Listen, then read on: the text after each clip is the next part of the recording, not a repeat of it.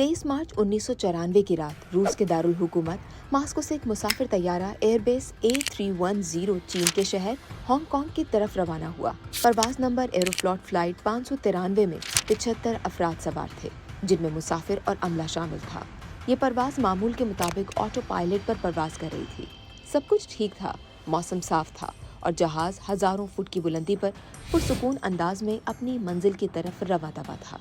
लेकिन फिर कॉकपिट के अंदर कप्तान से खतरनाक गलती सरजद हो गई। जहाज के कप्तान यारोस्लाव कोदरिन्स्की ने परवाज के दौरान अपने 2 बच्चों को कॉकपिट में बुला लिया, 12 साला बेटी और 15 साला बेटा एल्डार।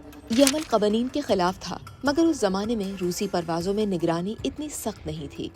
कप्तान ने बच्चों को कंट्रोल दिखाने के लिए ऑटो पायलट ऑन रखते हुए उन्हें कंट्रोल कॉलम थामने दिया।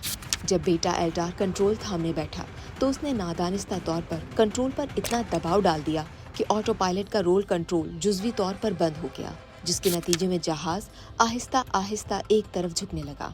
कॉकपिट में मौजूद पायलट्स ने शुरू में इस खतरे को महसूस नहीं किया, क्योंकि ऑटो पायलट मुकम्मल तौर पर बंद नहीं हुआ था, सिर्फ एक हिस्सा नाकारा हुआ था। हालांकि ये भी इंतहाई खतरनाक हालत होती है।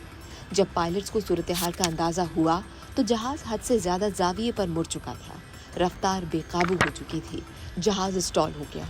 जब ऐसा होता है तो जहाज हवा में खुद को संभाल नहीं पाता और नीचे गिरने लगता है।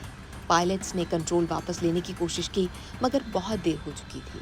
चंद ही लम्हों बाद जहाज साइबेरिया के पहाड़ी इलाके मेजोरिन्स्क के करीब जमीन से टकरा गया।